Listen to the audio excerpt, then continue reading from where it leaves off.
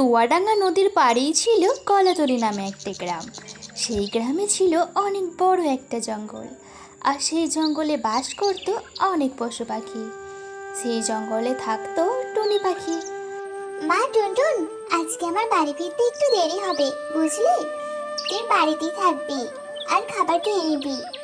কেন মা, কি জন্য তোমার দেরি হবে? তুমি তো আমাদের বনে ভিক্ষা করো, তাহলে কি তুমি আজকে অন্য বনে যাবে? হ্যাঁ রে টুনটুন, আমাদের বনে সারাদিন ভিক্ষা করেও তেমন কিছুই পায় না, তাই অন্য বনে যাব। এই কথা বলে টুনি পাশের জঙ্গলে চলে যায়, আর ছোট্ট টুনটুন বাসায় একা খেলতে থাকে।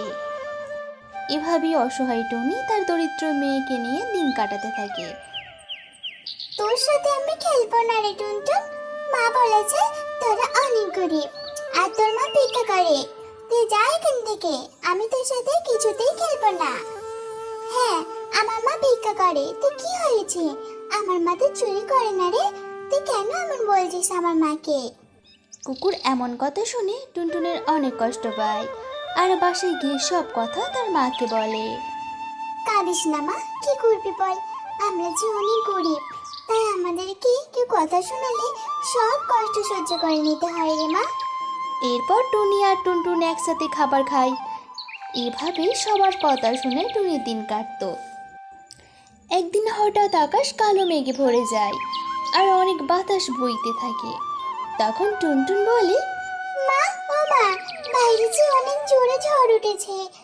এখন যদি আমাদের বাসাটা ভেঙে যায় তাহলে কি হবে মা? তুমি কেন বাসাটা ভালো করো না? মারে, তুই তো জানিস ভিক্ষা করে আমি ঠিকমতো সংসারটাই চালাতে পারি না, তাহলে ঘর ঠিক করবো কেমন করে রে? টুনটুন অনেক ভয় খায় বাসা ভেঙে যাবার, আর টুনি বাধ্য হয়ে পাশের একটা ডালে বসে, আর সাথে সাথে টুনির ঘরটা ভেঙে মাটিতে পড়ে যায়। টুনটুন, তুই ঠিকই বলেছিস রে, ঘরটা যে সত্যিই পড়ে গেল। এখন আমি কি করব? মা, তুমি কিছু একটা ব্যবস্থা করো, না হলে যে আমি ঠান্ডায় মারা যাব। না রে টুনটুন, এমন বলিস না, আমি কিছু একটা ব্যবস্থা করবই। ততক্ষণ তুই আমার ডানার নিচে আয়।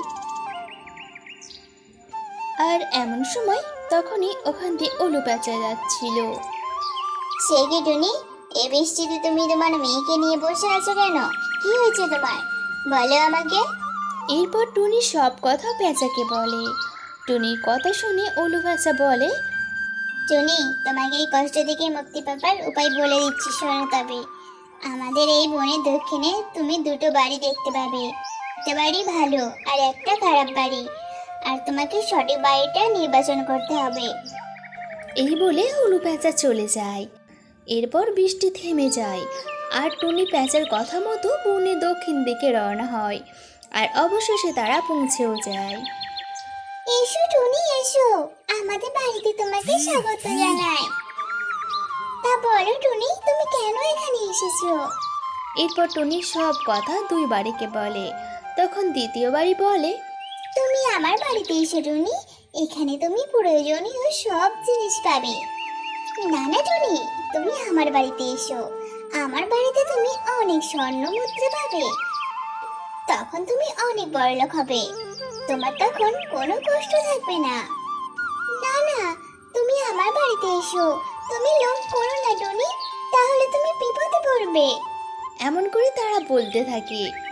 চুপ করো, আমি স্বর্ণ মুদ্রা চাই না, আমি শুধু আমার মেয়েকে নিয়ে একটু আশ্রয় চাই। এরপর প্রথম বাড়ি অদৃশ্য হয়ে যায়, আর টুনিরা দ্বিতীয় বাড়িতে অনেক সুখে দিন কাটাতে থাকে।